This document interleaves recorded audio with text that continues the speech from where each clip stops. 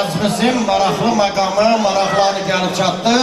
Mən toy sahibi Erşadı dəvət edirəm məclisində, eyni zamanda gözəl aşığımız Aşıq Vüqarı dəvət edirəm.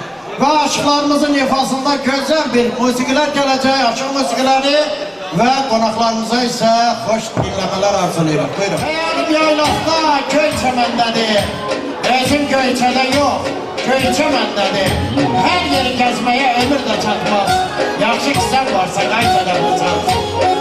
Səni Koroğlu tək nikar bilər, qədir qiymətini hər nikar bilər. Valih nə deməkdir, zərnikar bilər.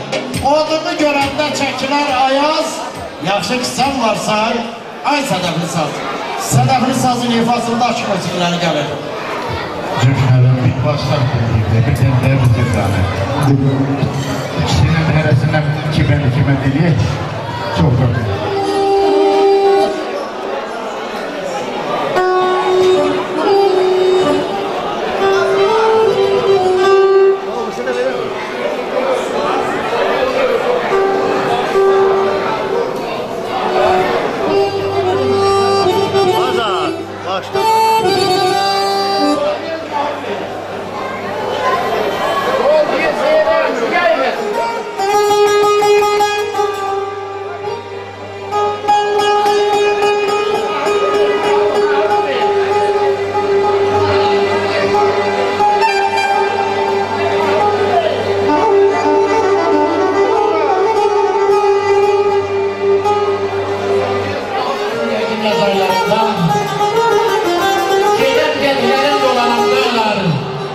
Kapaydım sende ettiğin kananı, tersten hiç gözüne kananım dağlarım.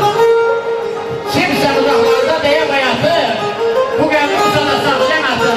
Yada sana ömür geçen hayatı, üretten saklam, salamam dağlar. Tersten hiç gözüne kananım dağlar.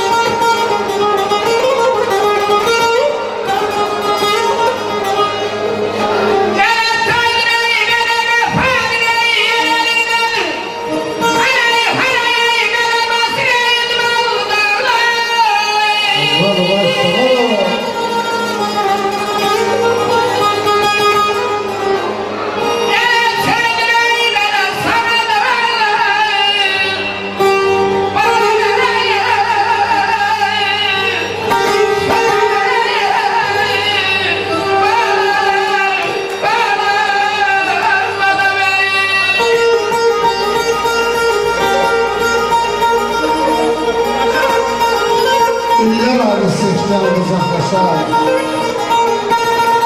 Niye yaxşı görürsünüz salamadan? Ayağıma yoldur en güzel şairi de sensen, ben senin karşımda alamalarlar.